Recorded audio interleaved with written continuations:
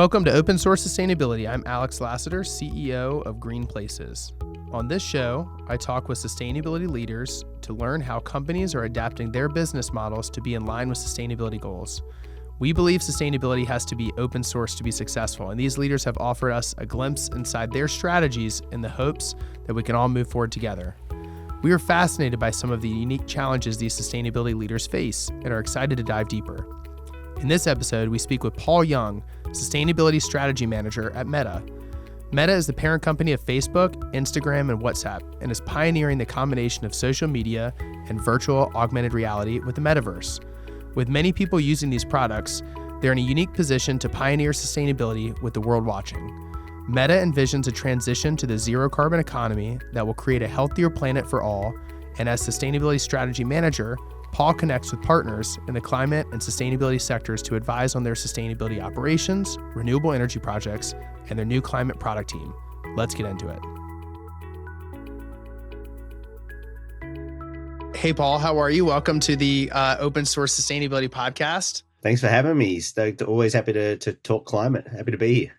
Absolutely. Well, maybe to start off with, would love to hear a little bit more about your role at Meta, especially as it pertains to sustainability.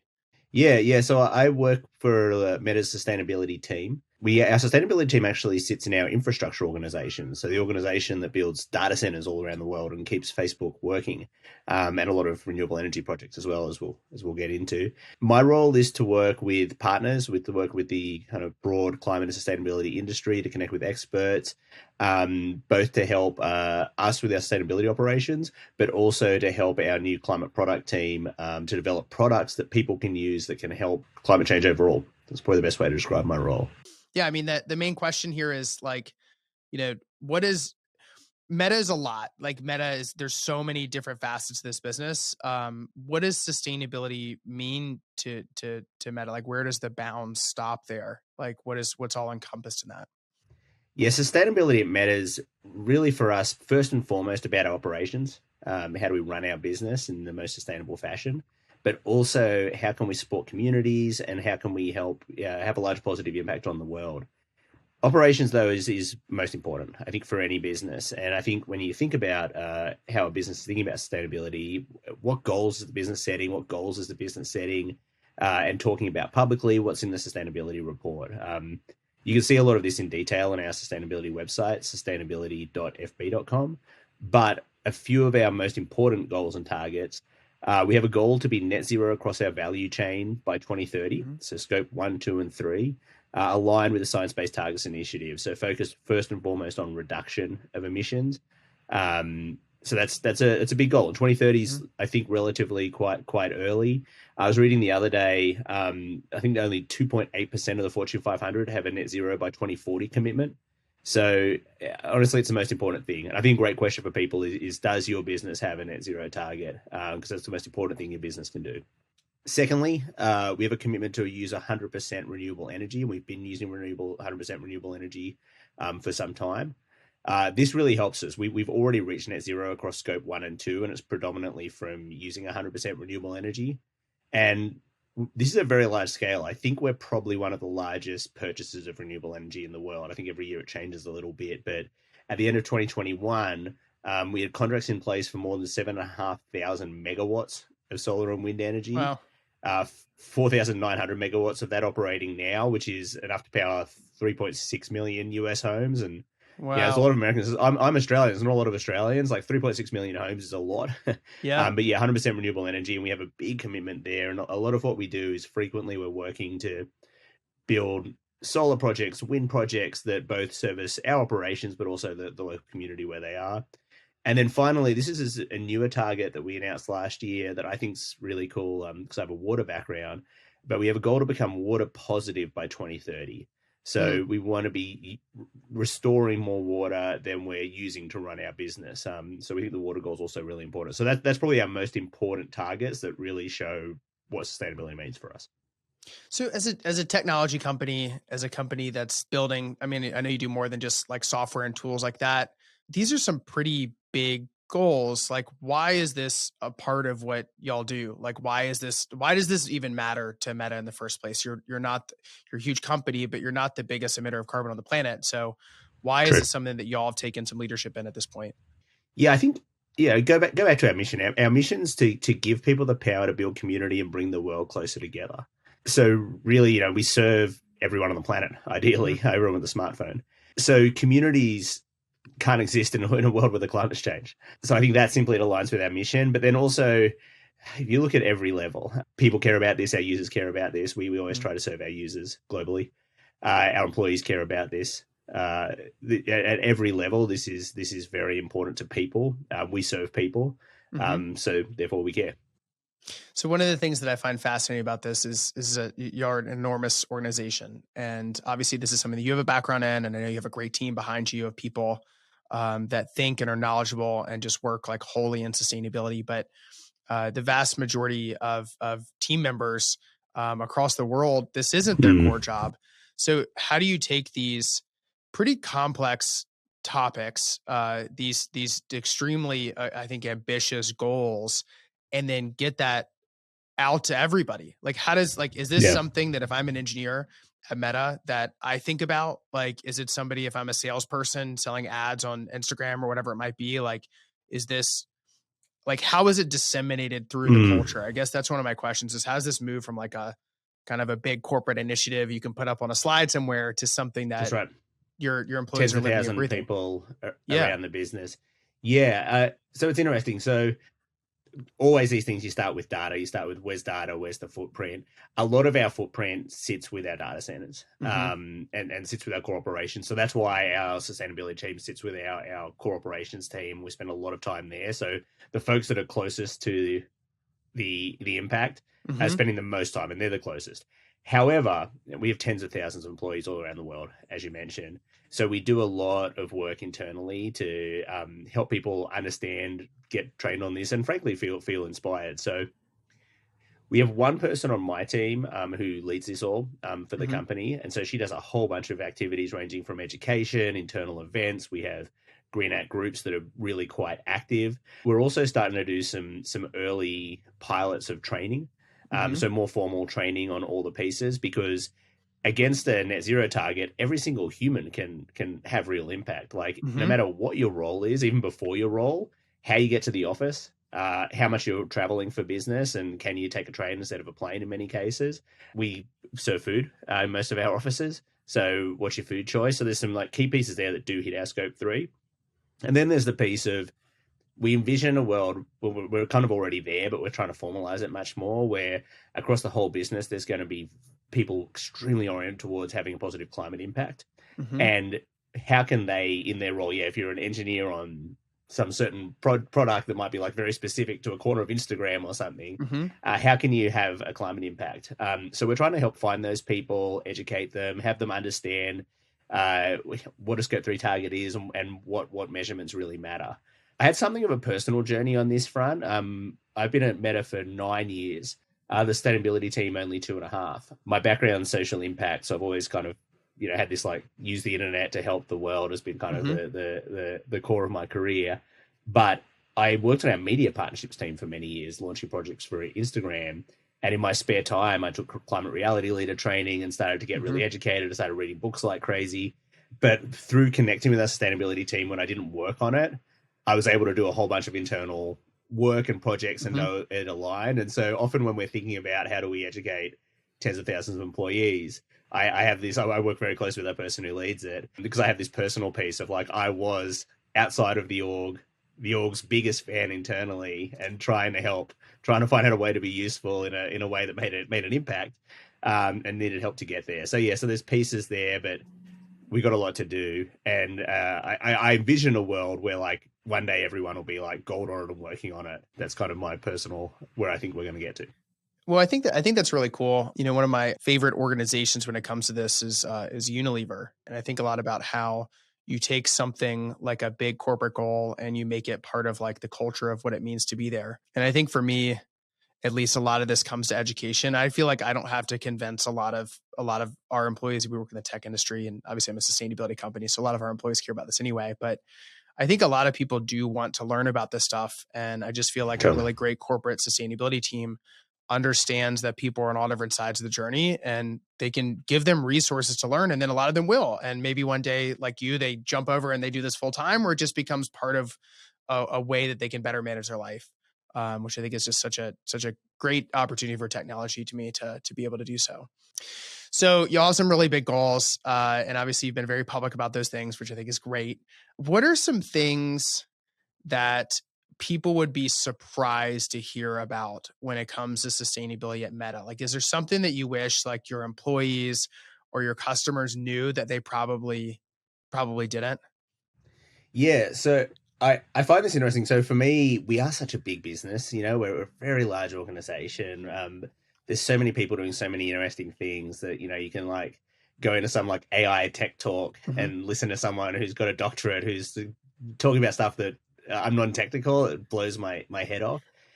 So often I kind of look within these big goals and the big targets that are very impressive and try to look for like, what are the bright spots? What are some of the specific projects? I'll share a few of them. There's a few that I think are individually compelling and sort of talk to the impact within those goals.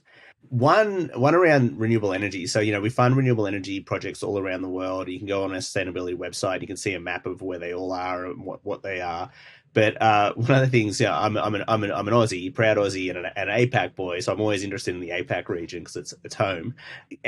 So we have a large Singapore operation. We have to have data center in Singapore, so therefore we build renewable energy projects in Singapore. And if you think about Singapore, if you've ever been there, like Singapore's a lot smaller than Kansas.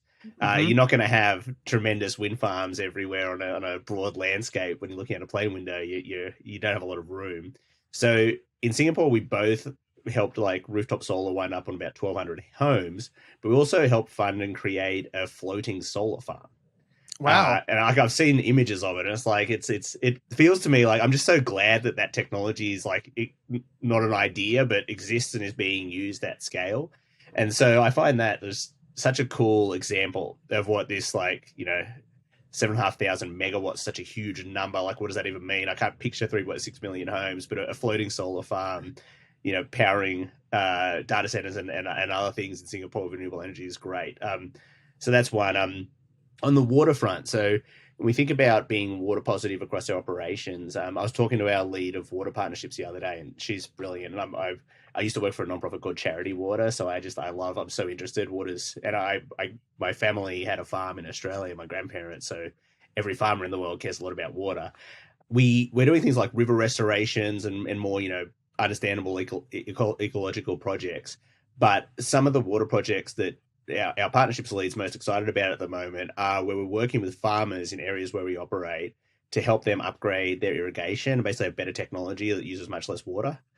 And I love that because we have a focus on where's the higher water stress areas and how can we have more impact.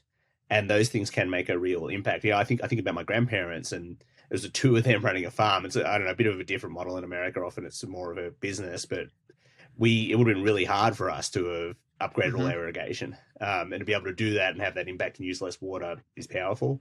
So that's a few that really jump out to me. Oh, one more. This one was cool. Data centers are huge buildings, and that's a large part of our footprint. Cement and concrete is a huge contributor to global greenhouse gases. I think it's like 8% overall, and it's very hard to decarbonize. Like if you read Bill Gates' book, it's really hard to decarbonize cement.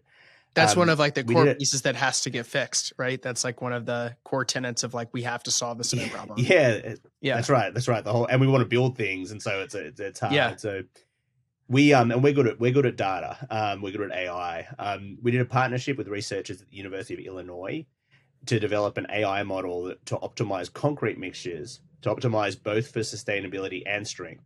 So this is early, but we've done some early field testing. And for this concrete, carbon emissions were reduced 40%, while the requirements of what we needed from strength were exceeded. And so it's basically trying to use AI to look at the mix of how concrete's traditionally been made and like, can you optimize? Because there's less cement in the concrete. Yeah. Bring emissions down way down. So that to me, those examples are like the small stories that a business at scale decarbonizing, like that's what it's going to take. So I just find them really, really cool. Like on all of those, I wish I could like sit down with the people doing them for hours and ask them 1,000 questions. Well, what's cool about this too is like, I feel like Meta is like such an intangible company, but these are really tangible things. Like these are like working with farmers and figuring out water solutions. I come from a family of farmers as well. Like, you Yeah. know, but these are real things you can put your hands on. Like, these aren't just sort of like, hey, it's in the internet and we can figure things out. You're using the tools that Meta has at its disposal to be able to actually help this problem and lend a hand to it, which to me gives me like a ton of climate optimism. But it's these very, I think, tangible solutions that a lot of people, I think, usually don't realize are actually happening. Yeah, yeah, and can have huge impact, like 40% less for an AI model. It's not at scale yet, but That's a that's lot. promising. Yeah. Yeah, it feels insurmountable. Like this, the world's so carbonized, Yeah. but all these things matter, and how can we do it all faster? Yeah, that's fantastic. Yeah, I assume you have a fair amount of support in the business. You've got executive support, you've got lower level support. What can the average consumer of your products do to help? Like, if I wanted to make things better or be able to help, Meta achieve their sustainability goals and net zero targets, like what are things that individuals can do? Yeah, I don't think about it exactly that way. I don't think about it as people helping us. I think we Mm, have a responsibility to help the people. mm, And I think that's our biggest opportunity is beyond our operations, beyond scope 1, 2, and 3, as a platform. As a platform that's bringing communities together, giving people tools to strengthen their community, strengthen their communication. We're actively thinking about how we can do more. How can we help the whole climate industry accelerate? How can we help individuals take climate action faster? We just recently, this is the main focus of a lot of my work, but we just recently formed our first formal climate product team. And a product team within a tech company, for anyone listening who's not like technical, imagine this is the team that builds experiences that you can see on your phone if you log into Facebook, Instagram, WhatsApp, or if you put on a headset and you're in the metaverse. Like, if you are one of our users, what could we give you that could allow you to take climate action? We're really early. We do a lot of like testing and internal work and a lot of expert engagement. There's much smarter people in the whole climate space than us. So we're trying to just understand where what we do really well can accelerate. But like, one example, if you go to Facebook on your phone and type in climate, you'll get pointed to the Climate Science Center. We have this out in many, many countries. It's available to millions of people. And the Climate Science Center has things like information from expert sources that explain what's happening. You can see how temperature's changing where you are. You can access the common myths that you might hear about the space and understand like why those are myths and why those might be out there. So that's just like a hint of where we're going, but there's a lot more here, and a lot of the insights are we do a partnership with Yale where we do a global climate survey on people's climate opinions. And so we've been running this for a few years now. Most recently, we reached 100,000 Facebook users in about 200 countries and territories to understand what are their opinions about climate. And the findings are becoming consistent that the majority of people nearly everywhere, 200 countries, are somewhat or very worried about climate change.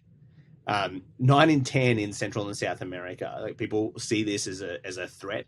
A majority in nearly all countries, 2/3 of countries, think climate change will harm future generations a great deal. And pretty much everywhere, people think climate should be a high priority for their government. And so we see that use case. We see the need from people.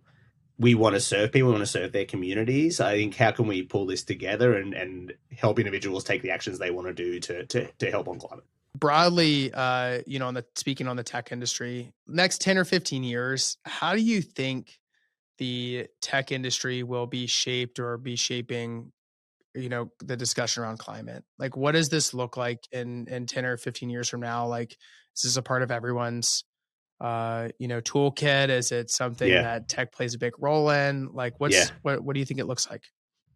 10 or 15 years in tech is real hard. Yeah, it's true. I'm glad you're not asking me like specific ideas of what the experience of internet looks like, because wow, it's going to be amazing then.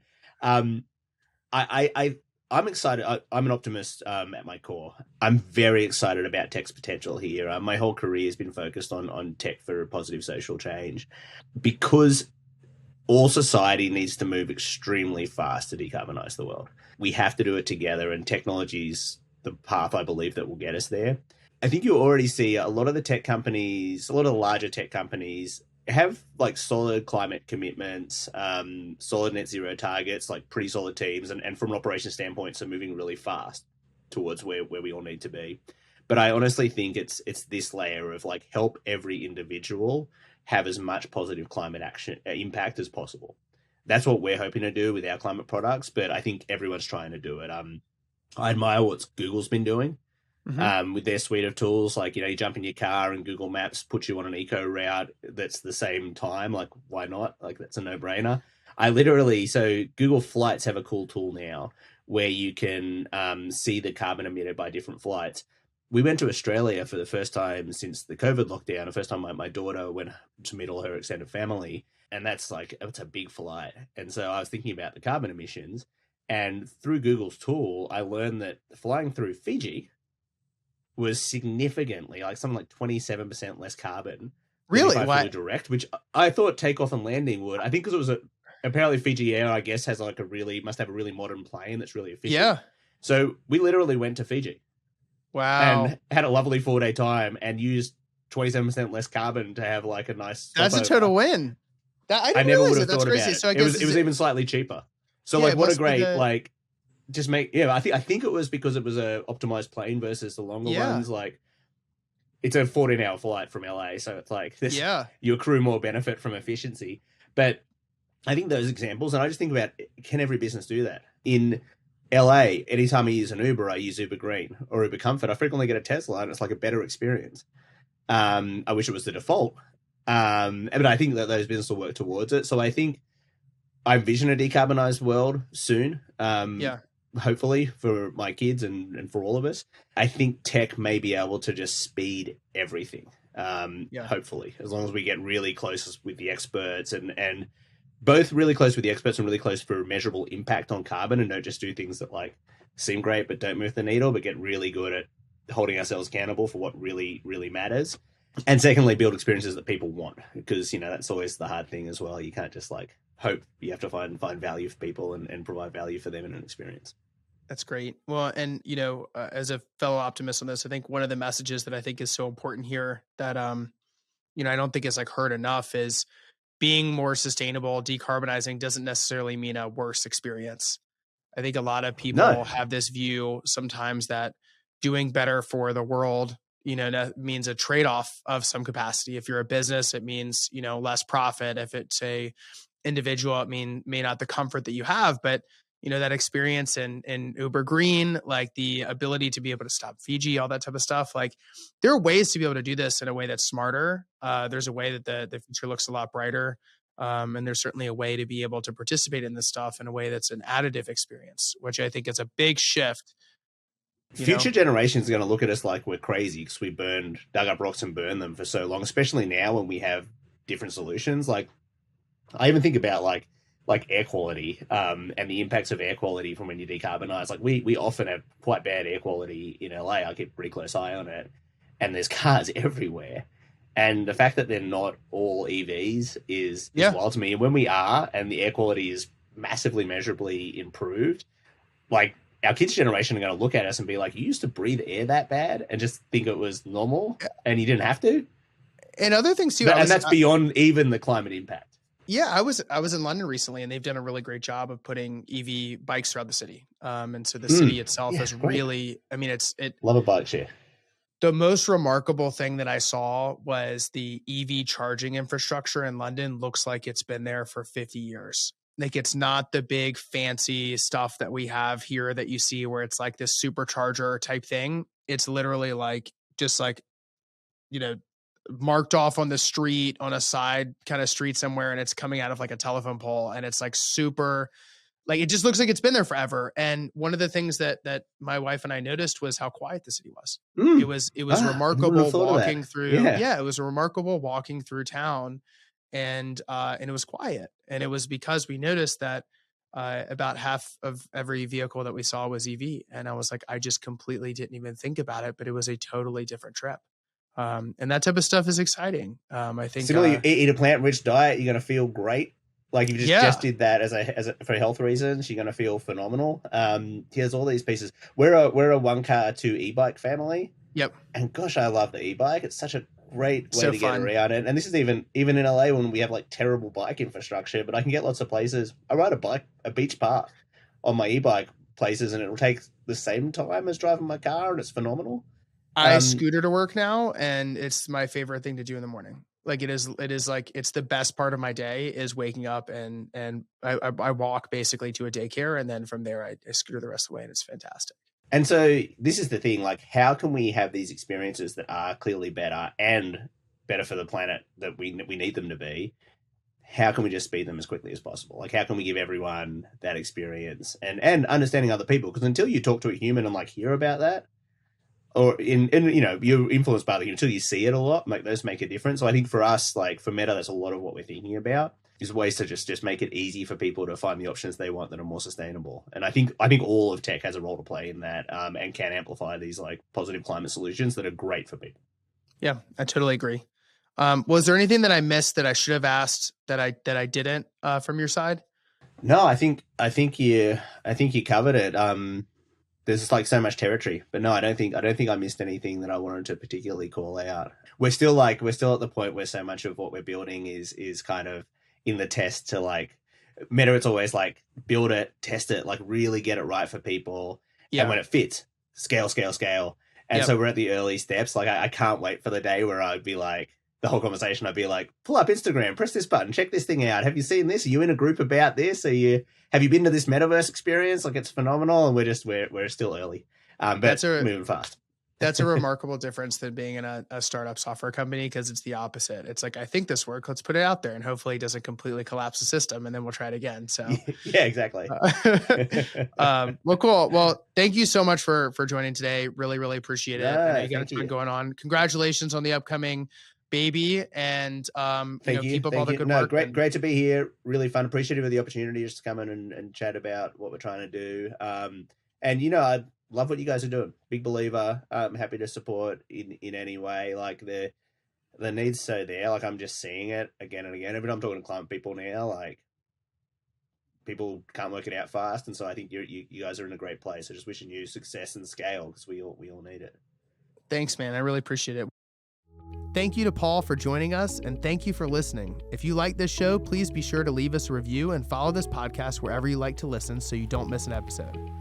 This podcast is powered by Green Places. If you are looking to reduce your company's environmental impact and reach your sustainability goals, visit greenplaces.com to learn more. I'm Alex Lassiter, and I'll talk with you next time on Open Source Sustainability.